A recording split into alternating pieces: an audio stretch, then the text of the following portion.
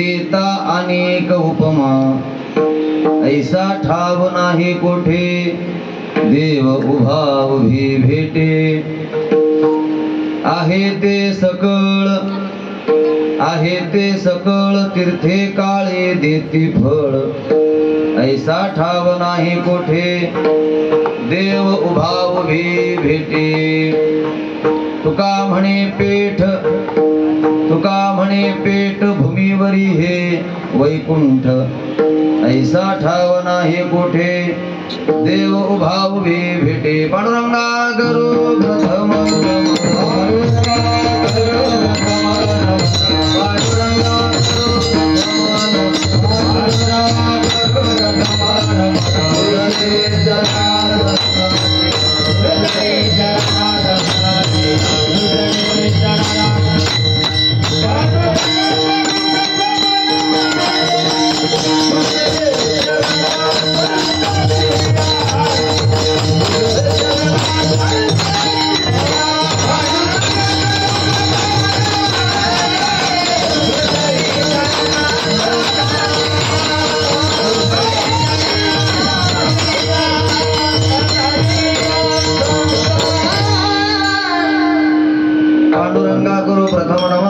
चरण संतांची त्यांच्या कृपादाने कथेचा विस्तारू बाबाजी सद्गुरु दास तुका ओम नमो ज्ञानेश्वरा करुणा करा दयाळा तुमचा अनुग्रह लादलो पावन झालो चराचरी नमो सद्गुरु तुकया ज्ञान दीपा नमो सद्गुरु सच्चिदानंद रूपा नमो सद्गुरु भक्त कल्याण मूर्ती नमो सद्गुरु भास्करा पूर्ण कीर्ती ऐके वचन कमळा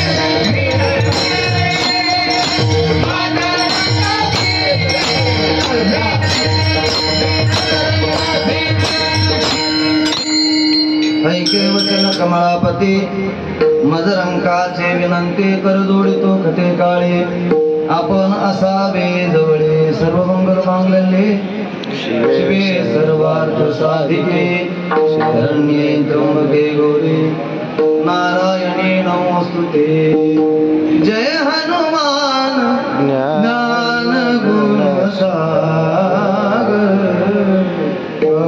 जय कपीर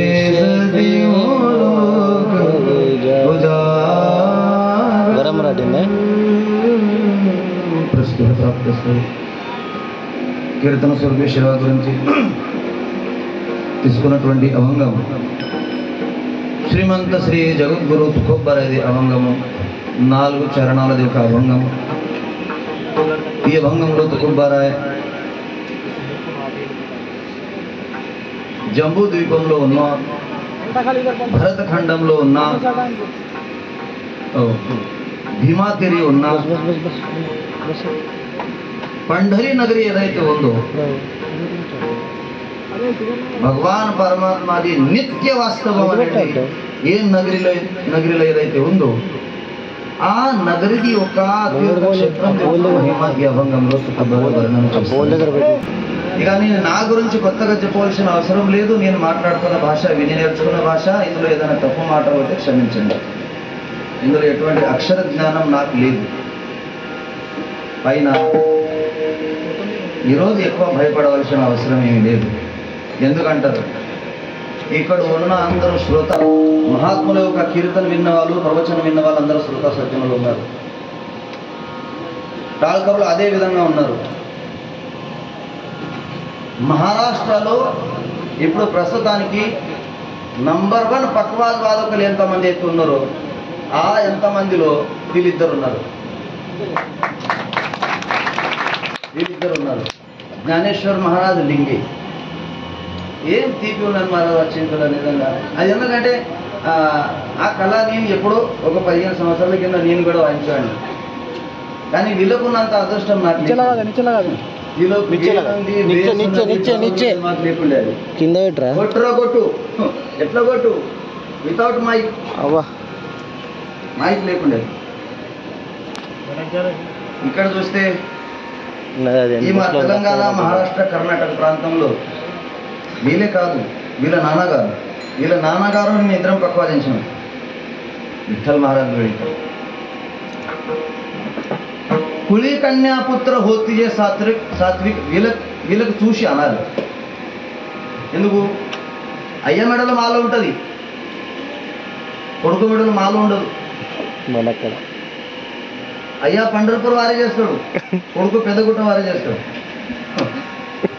ఆ విధంగా కాకుండా తండ్రి ఏ విధంగా కళాకారు ఉన్నాడో నియమనిష్టతో మన ఒక కొడుకు కూడా అదే విధంగా మన ఋషికేశ్ మహారాజ్ బేడికర్ వాళ్ళు కూడా ఉన్నారు. ఇక దాని తర్వాత చెప్పాలంటే గాయకుడుందులు ఆహా చెవులు తృప్తి అవుతున్నాయి విని. ఏమంటారు ఇక్కడ आपण त्या गावात भेटलो होतो, गावचं नाव पण विसरून गेलो. कुठे भेटलो होतो आपण? श्रीकांतनं बोलवलं होतं मला इकडे उमरी भागातच कुठं महाराजांचा परिचय त्यावेळेस झालेला. त्यावेळेस तुम्ही मराठीत कीर्तन ऐकलं होतं, पण तुम्हाला आज तेलुगूत ऐकावं लागणार. ही गाडी डबल इंजिनची आहे, इकडून बी चालते आणि इकडून बी चालते. ఈ బండి డబల్ ఇంజన్ బండి ఉందండి, మరాఠీ నడుస్తుంది, తెలుగు కూడా నడుస్తుంది. అద్భుతమైన కళట.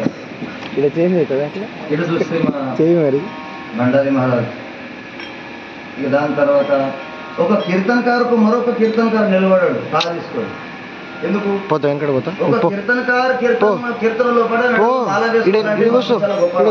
మాల వేసుకొని నిలబడాలంటే అయితే నిలబడుతుంది. వాని కీర్తనకి ఏం అలా అనేవారు.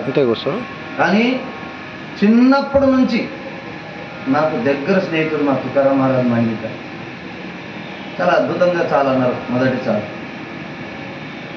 ఇక అంత చూస్తే మన తెలంగాణ వైభవం అంటే శుద్ధ శాస్త్రీయ సంగీత గాయన ఏదైతే ఉంటుందో మా సంతోష్ బారాని చూసి ఉన్నారు. ఎందుకంటారు మరి ఇవి అంతా కళాకారులు ఉన్నారు కదా, వీళ్ళు ఉట్టి కళాకారులు కాదు, ఉట్టి కళాకారులు కాదు. ఈ కళా వెనకాలో వాళ్ళ దగ్గర ఉన్న వినయం ఎంత గొప్పది మీరు చూడండి. ఆ వినయం ఎటువంటిదంటే అంటారు కదా, విద్యా వినయన శోభతి. ఒకవేళ విద్య ఉంటే ఆ విద్యా వెనకాలో వినయం ఉండి తీరాలి. వినయం లేకపోతే ఆ విద్య ఫలించదు. అది ఎవడైనా సరే, నేనైనా సరే, ఇంకెవరైనా సరే, ఇంకా గణోజీ ఎవరైనా సరే, విద్య వెనకాల వినయం ఉంది. వినయంతో పాటు భజన మీద శ్రద్ధ ఉంది కదా, భజన మీద శ్రద్ధ ఉంది. ఇంకా మన దాదాసాహెబ్ సాంప్రదాయాలు అయితే ఇక భజన విషయం గురించి మాట్లాడవలసిన అవసరం ఏమీ లేదు. ముంగట తొడివ మహారాజు ఉన్నారు. ఈ నవరాత్రులు 9 రోజులు ఉపవాసం చేసే వాళ్ళు చాలా మంది ఉన్నారు. అందులో మా సాయిబాబా కూడా.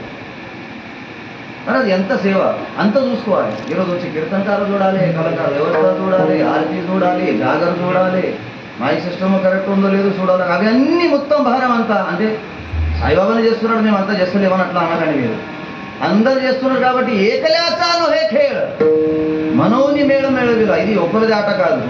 ఈ ఆట ఆడాలంటే అందరు ఆట ఆడాలి. బతుకమ్మ ఒకరు ఆడతారా? ఎంతమంది ఆడతారు? ఎంతమంది బతుకమ్మలు ఆడతారు? బతుకమ్మలు అందరు కలిసి ఆడితేనే బతుకమ్మ అవుతుంది. ఒకరు కలిసి బతుకమ్మ ఆడితే బతుకమ్మ కాదు కదా. చుట్టూ నిలబడాలి. ఆ విధంగా వంట చేసేవాళ్ళు, వంట వడ్డించేవాళ్ళు, చందా ఇచ్చేవాళ్ళు, చందా జమ చేసేవాళ్ళు, తీసుకున్న చందా ఏ విధంగా ఖర్చు పెట్టాలి అది కూడా తెలియాలి, ఎవరికి ఇవ్వాలి అది కూడా తెలియాలి.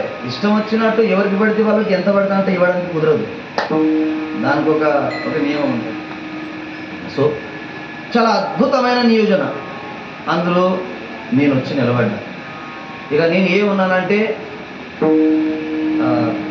నా పరిస్థితి చాలా తక్కువ పరిస్థితి, అంత ఎక్కువ జ్ఞానము లేదు, ఏదో మీ ప్రేమ మీ అభిమానం కాబట్టి నన్ను పిలుస్తారు ప్రతి సంవత్సరం. దాదాపుగా 5-6 సంవత్సరాలు, ఇప్పటి 5-6 సంవత్సరాల నుంచి కంటిన్యూ వస్తున్నా. ముఖ్యంగా శారదా నవరాత్రులు, అమ్మవారి యొక్క నవరాత్రులు వచ్చినాయంటే నాకు 2 ఊర్లు గుర్తుకొస్తాయి. మొట్టమొదటిసారి నేను అహ్మదాబాద్కు ప్రిఫరెన్స్ ఇస్తాను, రెండవది పోతంగా అనిపిస్తాను. ఎందుకు వాళ్ళు నాకు మహారాజు మీరు డేట్ ఇవ్వండి అని వాళ్ళు నాకు అడగలేరు, సాక్ష్యం మీ ఎదురుగానే ఉంది. మరి బాబా నాకు వేరే కీర్తనలు ఒక డేట్ వస్తున్నాయి, మరి మీరు నాకు డేట్ ఇస్తారా ఇవ్వరా ఈసారి? అరే అట్లెట్లుంటారు మహారాజు, మీ కీర్తన కంపల్సరీ కావాలి అనేవరకు నేను అడిగి తీసుకునే సేవ ఇది. ఎందుకంటారు మీలాంటి ఒక సద్భక్తులది సేవ ఎంతో కొంత నాకు కూడా అవుతుంది. మీరు ఎంతో నియమనిష్టతోని అమ్మవారిది ఒక సేవ చేస్తూ ఉన్నారు, అందులో కొంత భాగం నాకు దొరుకుతుందని ఆశ తప్ప ఇందులో ఎటువంటి స్వార్థం నాకు లేదు, అంతే.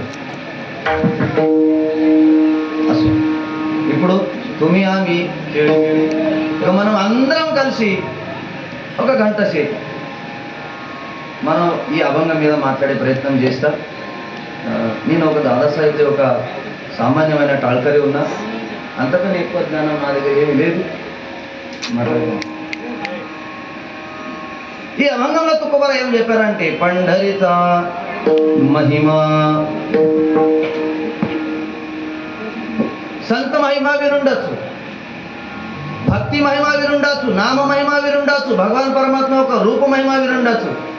కానీ దేవుడు ఏ ఊర్లో అయితే ఉంటాడో ఆ ఊరిలో ఉన్న తీర్థము, ఆ ఊరికి ఊరు అనకుండా క్షేత్రం ఏదైతే అంటారో ఆ క్షేత్రము ఆ తీర్థము గురించి ఈ అభంగంలో తుక్కవర చెప్తా ఉన్నారు. మరి ఇలాంటి తీర్థము ఇలాంటి క్షేత్రము ఈ భూమి మీద కాదు కానీ త్రిభువన లోపల కూడా లేదంట. ఎక్కడ 3 లోకాల లోపల కూడా ఇలాంటి గొప్ప క్షేత్రం లేదు. సరే పోని ఊరు గురించి తీర్థం గురించి క్షేత్రం గురించి మాట్లాడకుండా క్షేత్రం ఏదైతే పేరు ఉందో ఆ పేరు తలుచుకుంటే చాలు, ఉట్టి పేరు పలుకుతే చాలు, ఎంత గొప్ప లాభం. పండరి పండరి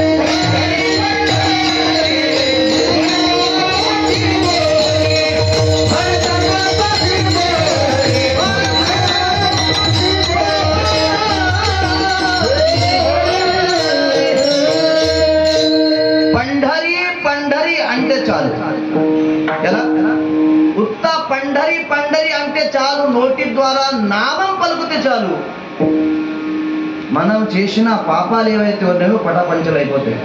అలా ఎలా అయితే ఆ విధంగా అని చూడండి, మీ దగ్గర పాపం ఉంటాయో ఉండేవో, మరి పాపము పోతుంది, పుణ్యం మన దగ్గర జమ అవుతుంది. ఎలా తెలుసుకోవాలి? ఎలా తెలుసుకోవాలి? కారణం ఉండాలిగా. దాని కారణం ఒకటే, మన లోపట ఉన్న దుర్గుణాలు ఒకటి ఒకటి ఒకటి ఒకటి వెళుతూనే అనుకోండి, తెలుసుకోవాలి మన దగ్గర ఉన్న పాపం పోతుంది. మన లోపట ఒక్కొక్కటి ఒక్కొక్కటి ఒక్కొక్కటి సద్గుణాలు వస్తున్నాయి అనుకోండి, తెలుసుకోవాలి మన దగ్గర పుణ్యం మన ఖాతాలో పడుతుంది. ఉత్త నామం తీసుకుంటే చాలు, పండరి పండరి పండరి. అందుకని కొంతమంది పుట్టిన పిల్లలకు పేరు కూడా పండరి అని పెట్టేవారు కాదు, కాశీ అని పెట్టేవారు, కాశీ విశ్వేశ్వర అని పెట్టేవారు. ఇప్పుడు ఆ పేర్లు పోయినాయి. బంటి, చంటి, బంటి బంటి చంటి. బంటి పేరు తీసుకుంటే పుణ్యం వస్తుందా పాపం వస్తుందా మీకు తెలుసు. చంటి, చంటి, చింటూ, చింటూ. ఏం పేర్లు పెడతారు? చింటూ, బంటు, బుస్సు బుస్సు, అవి ఏం పనికిరాని పేర్లు అవి. మహారాజు పేరు పెడితే ఎటువంటి పేర్లు పెట్టాలి పిల్లలకు? అజామేళు పాపరాశి, ఎంతో పాపం చేసిన అజామేళు 80 సంవత్సరాలకు తనకు కొడుకు పుట్టాడు. తన కొడుకు చివరి కొడుకు పుట్టిన కొడుకుకి, వేశ్వత పుట్టిన కొడుకుకు ఏం పేరు పెట్టాలి, ఏం పేరు పెట్టాలి అని అంటే కొంతమంది సాధువులు పెట్టేటప్పుడు నారాయణ అని పెట్టి రానన్నాడు, నారాయణ అని పేరు పెట్టారు. ఆఖరికి ఏమైంది? అంతకాళేజాచముఖాలేనా, అంతకాల సమయంలో తన నోటి ద్వారా నారాయణ అని పేరు పెలకగానే వెంటనే దేవదూతలు వచ్చి తనకు స్వర్గానికి తీసుకుపోయారు. అది లాభం. అందుకని ఉత్త పండరి పండరి పండరి పండరి అని నోటితోనే అంటే చాలు, పుణ్యప్రాప్తి అవుతుంది, పాప క్షాళన అవుతుంది, పాపము కడకపోతుంది. మరి ఇంత గొప్ప క్షేత్రం ఏదైతే ఉందో అది ఎక్కడుంది మహారాజా? దానికి అడ్రస్ చెప్పారు. भीमातिरेक सविल नगर दक्षिणाव पंढरपुर काशी चार भुजा त्याशी बैला 16,000 रे. మరి ఈ ఊరికి పోయేటప్పుడు ఎట్లా పోవాలి? నాచత गाव त्याच्या गावाले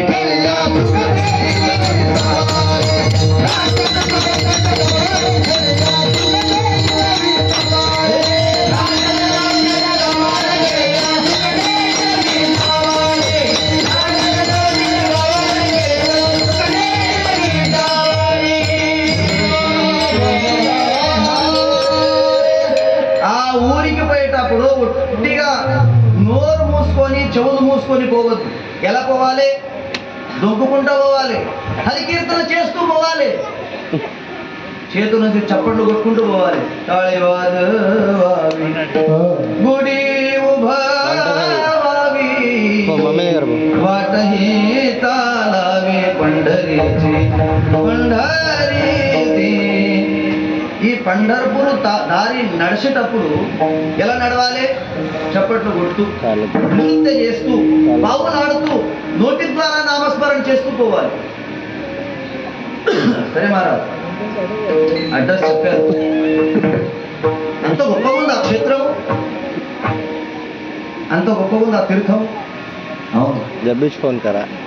పండర్పూర్ అంత గొప్ప క్షేత్రం మరొకటి లేదు. ఈ ప్రపంచమంతా కలిసి 3.5 కోట్ల తీర్థాలు ఉన్నాయంట. మన పురాణాలు చెప్తున్నాయి. ఎన్ని ఉన్నాయి? పాపాలు కూడా అన్నీ ఉంటాయంట. 3.5 కోట్లు. ఎన్ని?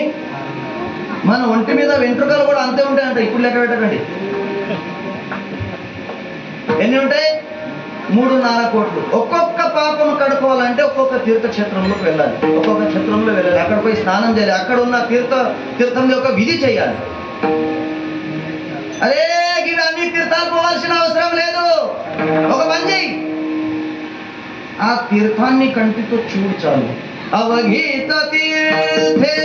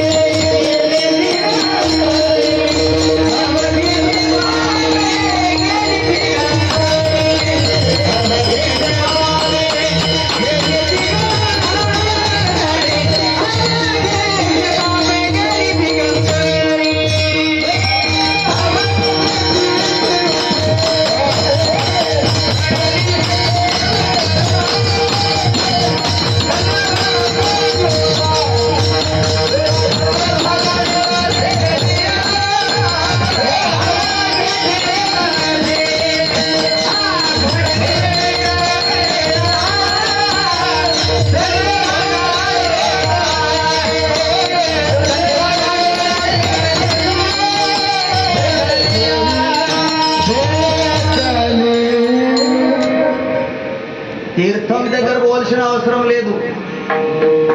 దూరం నుంచి పండర్పూర్ పై బస్ ఎక్కాలి. పండర్పూర్ పై బస్ ఎక్కిన తర్వాత జహీరాబాద్ లో బస్ ఎక్కితే బస్ డైరెక్ట్ ఉమర్గా పోతుంది. ఉమర్గా నుంచి సోలాపూర్ పోతుంది. సోలాపూర్ నుంచి మొహోళ పోతుంది.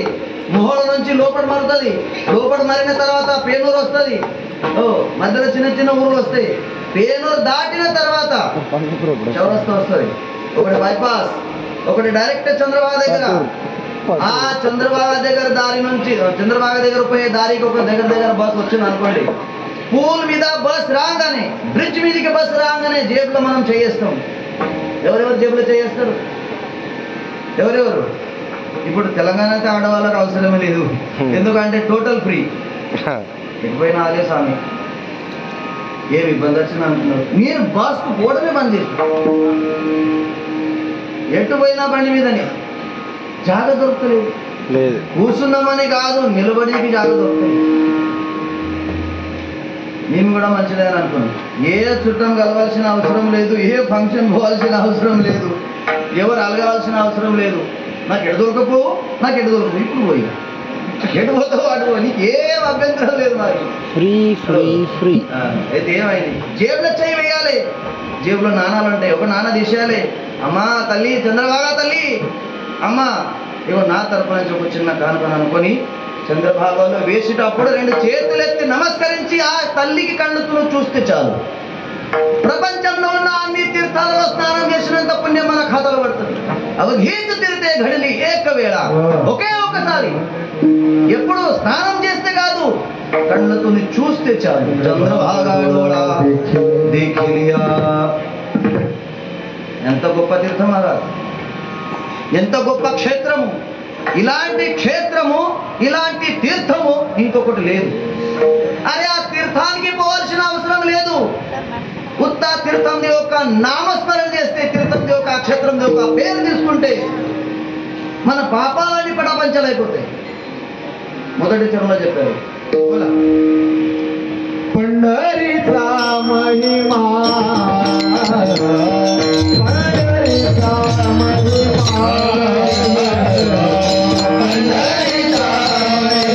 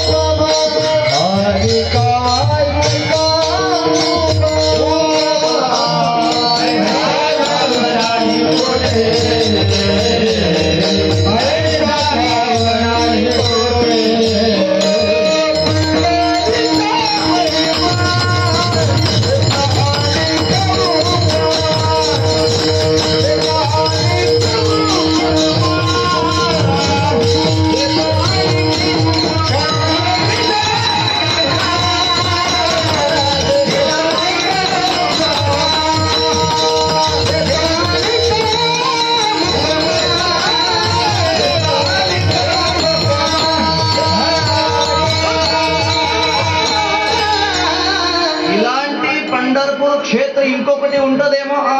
ఉండదు. ఒకే ఒక క్షేత్రము. ఇంకే వేరే ఉపమా ఇవ్వాల్సిన అవసరం లేదు. మహారాజ్ ఈ పండరపూర్లో ఉన్న జీవి ఏదైనా ఉండని, అంటే రాయి కూడా దేవుడితో సమానమే. అంటే గడ్డి పూస ఏదైనా సరే దేవుడితో సమానం. మరి ఆ విధంగా గొప్ప క్షేత్రంలో ఉన్న వ్యక్తులు ఏ విధంగా ఉంటారు? ఎలా ఉంటారు? వాళ్ళకు అభిమానం ఉండదంట. వాళ్ళకు అభిమానం ఉండదంట. మరి అభిమాన రహిత ఉన్న వ్యక్తులు పండర్పూర్లో ఉంటారా? అభిమాన యుక్త ఉన్న వ్యక్తులు పండర్పూర్లో ఉంటారా? ఇప్పుడు ఎలా ఉంది తుకారాం మహారాజ్? అంతా ఉల్టా ఉన్నది, అంతా ఉల్టానే ఉంది, ఉల్టా పుల్టా. ఎలా ఉల్టా పుల్టా? పండర్పుర ఎవరైతే ఉంటున్నారో వాళ్ళకి ఎక్కువ అభిమానంగా అనిపిస్తుంది. ఎందుకు? దేవుడులో ఉంటాం మేము, అభిమానం కాదా? So,